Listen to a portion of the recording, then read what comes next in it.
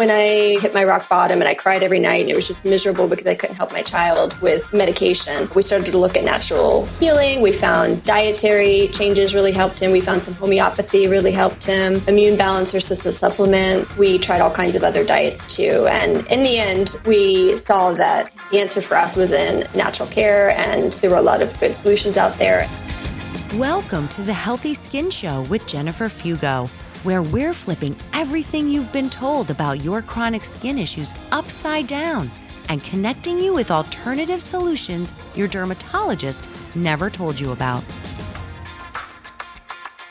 Welcome back to episode number 64 of the Healthy Skin Show. Today, we are going to dive into the tips that you can use when you're going through a flare. But first, I wanted to answer a listener's question. This question was written in from one of our listeners named Carrie. Carrie asks, "Can't remember where I read this, but I'm wondering if I have issues with heavy metals. I think some website may have mentioned this and I've got mercury fillings. Plus, I think there is heavy metal contamination with my tap water. What is the best test to find out how much heavy metals I have in my body?" Carrie, thank you so much for writing in with this question. The first thing I want to say is that for those of you who don't know what heavy metals are, you want to think of them as like arsenic, mercury, cadmium, that kind of stuff. It's not minerals like magnesium or calcium. When it comes to figuring out how much of a heavy metal burden your body has, it's important to understand a little bit about what heavy metals are, how we come in contact with them, and what happens to them when your body is exposed to them. We are constantly exposed to heavy metals through our water, the air, pollution, food. These heavy metals are all around us. It doesn't necessarily mean that you have a toxic burden just because they are in our environment.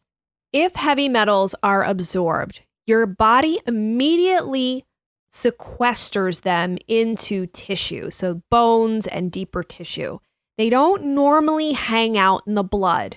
And this is really important because oftentimes you will ask your doctor to get tested for heavy metals and they'll test your blood. And those levels may come back just fine.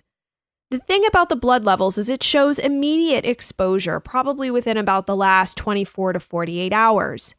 But beyond that, if the levels are low and you've had a long-term exposure in the past, those blood levels aren't the most accurate. The most accurate way to find out what your body burden of heavy metals is to do a chelation test that involves urinating out the heavy metals. In order to do this, you have to take a chelating agent that will then pull the heavy metals from the deep tissue where they are stored, and you will pee them out. The test then measures the level of those heavy metals in the urine. And that, my friends, is the most effective way to find out what your body burden actually is when it comes to heavy metals. Here's the thing. You can't do this on your own. You shouldn't do this on your own. In fact, you shouldn't do this without the help of a doctor. A doctor should also check your kidney function first before you take any chelating agents to make sure that there isn't a reason why you shouldn't do this test. It can be tempting to buy some of these online tests like hair mineral analysis and other things, but you have to remember your hair is constantly exposed to fumes, to the air. It is a contaminated source. And unfortunately, the levels that you're going to get from hair mineral analysis are not going to be accurate. As I said, the most accurate is a urine chelation test. I'm often asked if I can help a client with finding out what their full body heavy metal burden is. And my response to them is, hey, that's actually outside of my scope of practice as a clinical nutritionist. You need to speak with a doctor about that. So make sure that if you're interested in doing that, that you actually work with a doctor in order to safely know what your levels are and then how to get them out. I hope that that's helpful for those of you who have often wondered whether you have an issue with heavy metals.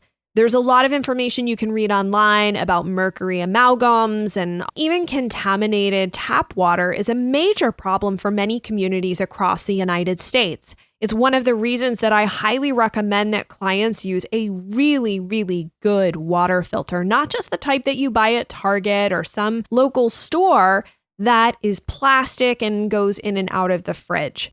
I use a very specific water filtration system that actually sits on top of my countertop, and it doesn't rely on electricity. So you can pour any water in the top, it drains through thanks to gravity, and the water is filtered, and it actually tastes so much better. It takes out the chlorine, it takes out the fluorine, it takes out a lot of toxicity from heavy metals and all sorts of contaminants that oftentimes found in the water. That way, we minimize our exposure to that and are drinking at least the cleanest water we possibly can. If you've been looking for a device for your home, I'm happy to share what I use. I'll leave a link to that in our show notes for today's episode. As always, if you want to submit a question, feel free to head on over to healthyskinshow.com, scroll down beneath the black podcast player, and leave us a voicemail. If you're not interested in doing that, you can certainly respond to any one of my emails or submit it through our contact form, and we'll include it with a future show. Okay, I think now's a good time to transition over to our interview for today's episode. My guest is Jennifer Roberge. She's the founder of the Eczema Company and the award-winning blog, It's an Itchy Little World. Propelled to find a solution for her son's struggles with eczema, Jennifer has established herself as the go-to resource on holistic healing methods for eczema. After years researching the best products for eczema, she created YoRo Naturals, products for sensitive skin, including the best-selling Manuka Skin Soothing Cream. And now, the highly anticipated new line of clothing for eczema, Remedywear, with soothing zinc. Hi, everyone, and welcome to the Healthy Skin Show. Today, we have a very special guest with us, someone who has dealt very personally with the struggles of eczema. Jennifer, thank you for joining us. Thank you. It's good to be here. Thank you for having me. You're welcome. I'm glad. This is a real treat because I think it's great. The more we get to tell our stories that it is possible to overcome skin issues, I consider to be hell to live through. Now, that was for me. But you were looking at your son, who I don't have children, but I can imagine the pain and the frustration and the anxiety and just how generally upset you must have felt as a parent. Sure. Being like, I want to help him. He's suffering. So would you mind sharing some of that journey with the listeners so that they can, get a sense of like, how bad was it for your son? Oh, it was horrific. He was head to toe covered by the time he was 3 years old. So it was very difficult. Yeah. And you feel really helpless as a parent, really helpless. You kind of feel like you're grabbing at straws and trying all these different things, and everyone has suggestions for you. And, in our case, we tried physicians and then more natural approaches. And it's just, you spend a lot of money, you spend a lot of time. There's a lot of sleepless nights. It was definitely tough. I, at one point, hit rock bottom, and that's kind of when I hit my rock bottom that things started to look around for us, turn around for us. So it was really, it was difficult. It was difficult, but we finally got there. But my son, he started pretty much from birth. He had the rough skin. He was my first child, and I expected to have the baby soft skin that everybody talks about. And he never really had that. And I didn't think that much of it. And 3 months in, he started to develop more scaly patches, and he had the, baby acne, and he had full-on cradle crab. He had all the skin stuff going on. And eczema wasn't too bad, but we was worried first-time parents. We asked the pediatrician, and they diagnosed him with eczema. And so we were sent home with some steroid cream, and we used it at first. And then he got it here and there, and so we didn't worry too much about it. And we found some creams that we were trying, nothing really natural at the time, and helped a little bit, but over the years things got worse. By the time he was 3 years old, he was head to toe covered in eczema, and he looked like he had third-degree burns. And like I said, we just felt so hopeless and didn't really know what to do, because we kept going to see the pediatric dermatologist at the children's hospital, and they kept prescribing stronger steroids each time we went. And, at 3, that's, it's tough. I started the alarm bells started to go off in my head, and I didn't think that seemed right. And I knew in general at that time that steroids weren't specifically healthy, obviously, orally, topically. But, we didn't really know what to do. And you're told by your doctor that that's the only thing that's going to work. In fact, I remember specifically asking my doctor, because I was starting to do some research around that time.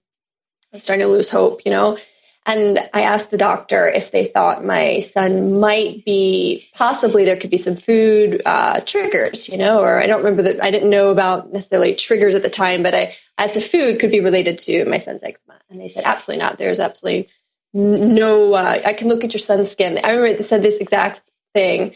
I could look at your son's skin and tell you his is not a food reaction. Like, it has nothing to do with food. And I was like, I wonder what about my son's specific skin makes him know that it's not a food reaction. Anyway, it was very bizarre. And later, after we did remove food and saw results, I went back and told the doctor, we went for a follow-up, and I said, pretty much what we did was to eliminate certain foods, and, his skin's great now. Look at him. And they're like, oh, well, coincidence.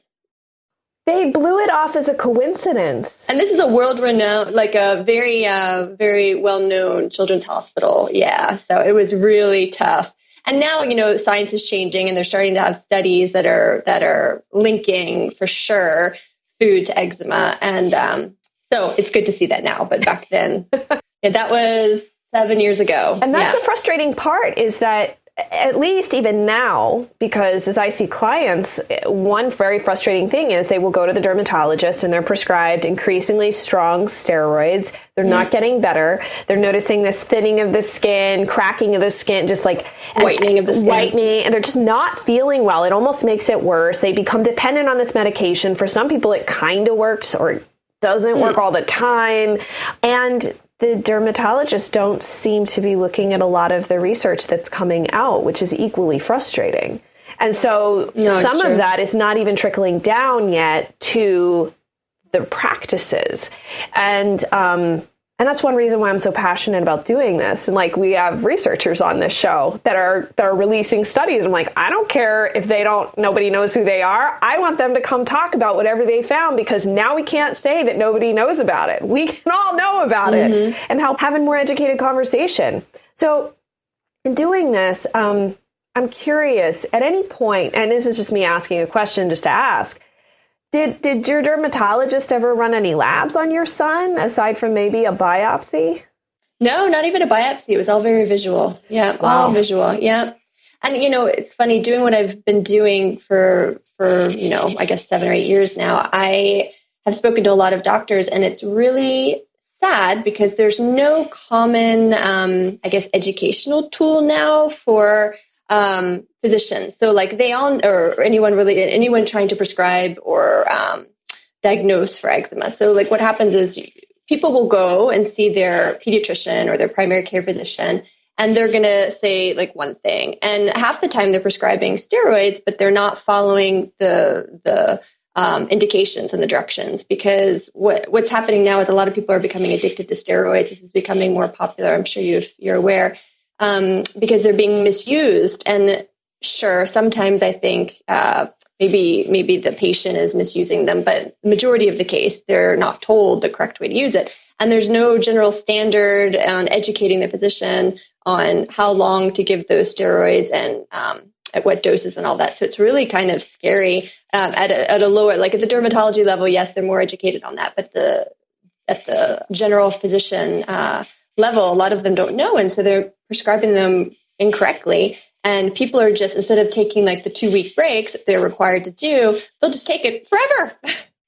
And there's like no stopping. It gets worse and worse, and it's awful. They become very dependent. I have to admit, as you say that right now, I was never told to take any 2-week breaks. They just said use a steroid. Yeah. You need and the National Eczema Association is trying to make, to promote the awareness on that, because there's a lot of misuse, and there's a trend towards people having this topical steroid addiction and withdrawal, and part of it is because of the misuse of the steroids. So it's tricky. It's definitely tricky. It is. It definitely is. Well, I wanted to ask you a couple things because having a child can be tricky enough because children are children. And even as adults, like, you know, I would wake up in the middle of the night and sometimes I had actually like ripped kind of my skin open, scratching, not knowing what I was doing because I was asleep. And it's hard sometimes to stop itching. So you had mentioned to me this concept of like wet wrapping as a way to help, like dry wrapping versus wet wrapping. So can you talk a little bit about what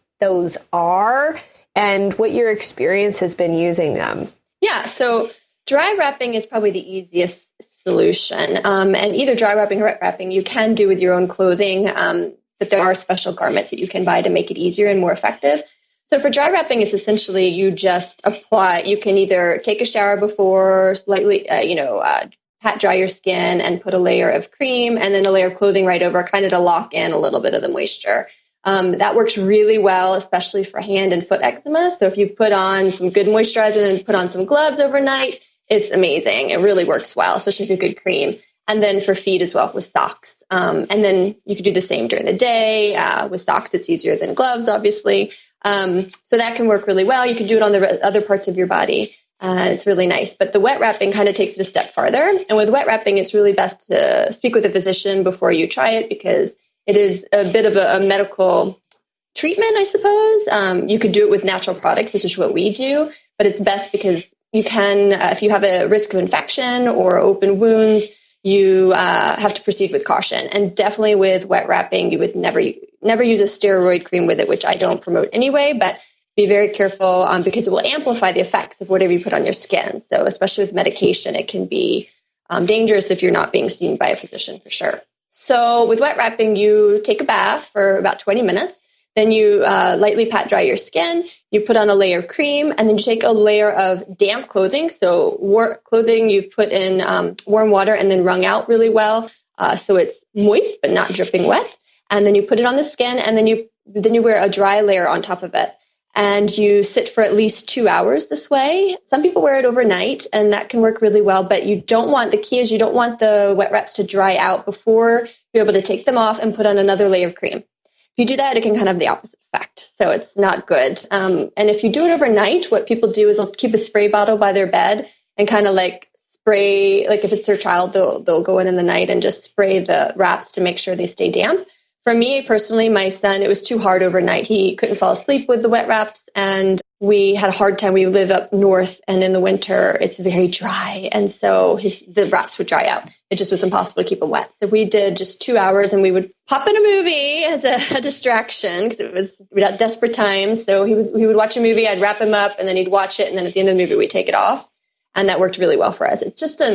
It's a really good way to boost the moisturization of the skin. Like it traps in the moisture and it keeps it longer. It helps to relieve the itching. It's a really, really good tool for immediate relief when you're kind of at your wit's end and you just need a break. You know, it's not the long-term answer. And were you using them in conjunction with things like oatmeal baths or baking soda? I think on your site I saw something about baking soda. Baking soda baths, apple cider vinegar baths, they're all really good alternatives to the bleach baths that a lot of the physicians recommend, which is, pretty toxic. So yes, you could do it in conjunction with that. Generally, you don't really need to. I find that when you're wet wrapping, there's really not much else you need. Some people like to put oil in the bath, but it's not really necessary. I think the apple cider vinegar baths and the baking soda baths and the magnesium, the salt baths, Epsom salt baths, those are kind of good in other times. I don't think you necessarily need to do them together. So we didn't do that. You don't really need to, but wet wraps works really, really well. Like I said, desperate times and you need a little break. Just keep in mind it's not a long-term thing, and it's better not to do it for more than a week at a time because, again, it can reverse the effects and your skin will kind of develop a dependency on it. So you want to take a break. And so with that, you then launched into this whole world of developing creams, salves, essentially, to put on the skin to help it feel calmer, relax, what have you. So how did you get into that? Like, was it this interest in natural healing and health that drove you to look for these alternatives? Sure. Yeah. So to back up, when my son was, I hit my rock bottom and I cried every night and it was just miserable because I couldn't help my child with medication. We started to look at natural healing. We found dietary changes really helped him. We found some homeopathy really helped him, immune balancers, so supplements. We tried all kinds of other diets too. And in the end, we saw that, yes, the answer for us was in natural care, and there were a lot of good solutions out there. And so I'd spent a fortune, basically, a small fortune on products. And I spent so much time, and I researched and I bought from companies all over the world. Sometimes they didn't even speak English on the website, and I had to call and like get things translated. I'm telling you, I bought like almost everything, especially as we went into natural products. I had to go pretty far to find things. And in the end, I had a closet full of things that didn't work. I had a handful of things that did work. And I knew that I wanted to make it easier for parents, because when you're dealing with this, that's the last thing. I mean, you feel helpless and you just are looking for answers. And I didn't want everybody to have to spend fortunes like I did on product. And so I started the Eczema Company with carefully curated, natural, very safe products that I knew that worked for my son. And then I started reaching out and finding more products that worked really well for other people. And so I wanted to create this place where you could come in and sure, we know that one product, first of all, skincare is not the long-term answer. We know that it's healing from within, but you need relief sometimes, and you need it now. And it's a bit of a Band-Aid approach, but it can really work wonders in the short term. And I wanted to be able to provide options. And so since we know that there's not one miracle cream out there, right? Like you'll see people talking about, oh, this miracle product and this and that. And people have called some of our products miracles, but it was a miracle for that person, but it doesn't mean it's going to be a miracle for the next person. So I wish there was. I wish there was a solution that worked for everybody. We would all be out of jobs, but like it would be great, right? Nobody would be suffering. I wish one day. Anyway, so because of that, we've curated this collection of products that we know work really well for different people. So the idea was, when you come to the Eczema Company, you can try a few different things, and we hope that out of those things you try that are really natural and really safe for babies to adults, you're going to find something that works for you, at least for now, while you're healing your gut, while you're eliminating dietary triggers and all of that. So that's the answer. That's what we're trying to do. So from the Eczema Company, I found things that there were kind of some places where the product didn't exist exactly how I wanted, or I had some new ideas because I knew what people were looking for and they just couldn't find. So then it led to YoRo Naturals, which is now my brand of skincare. One cream, we're building on it. Something else we're hoping to come out this year. And then clothing and Remedywear. And that's kind of where we are now. And it's really exciting because we're filling kind of this void that I know exists, and we're trying to help more people. So it's really exciting. And so, yeah, there's our Manuka cream, which is like every single member of my family and all my friends have creams at home. And my husband has jars at work, and we use it for like everything. It's really good. We love it. And then the Remedywear clothing that you talked about before, it's we use that for dry wrapping because you don't need to dampen it. So it's really nice when you apply a layer of cream, you put the Remedywear over it and wear it overnight or during the day. And it has zinc embedded at the fiber level, so it doesn't wash out easily, and works really well. It's really nice. We've got like babies to adults products, and tops, bottoms, hats, gloves. Yeah, and I will also share too, the reason that the zinc is so critical is that zinc is involved at the layer of DNA, like a very subtle layer of the body and the DNA synthesis. It's required at that point to help regenerate healthy skin, or actually anything in the body. Zinc is a really critical mineral, and it's not uncommon to see people who have different deficiencies when their body's really been struggling. And I know when I've run labs or recommended labs with clients, one thing I'll look for is the magnesium level, zinc for sure. And typically both of those come up insufficient in some respect. Oftentimes it has to do with diet, what they were eating currently. So your diet does matter, and we've touched on that very briefly. But the other issue is if your gut, as you were saying, if you've got a state of leaky gut, I'll put that in air quotes, you may not be absorbing the nutrition from your food, especially if you're not breaking it down. If you don't have enough stomach acid, it's very difficult for your body to pull those critical minerals and vitamins and other nutrients into the body. So it's nice in that the zinc on the surface can really help. It's interesting. It is inside out and outside in. And I honestly think as soon as I saw that, I was like, that is brilliant.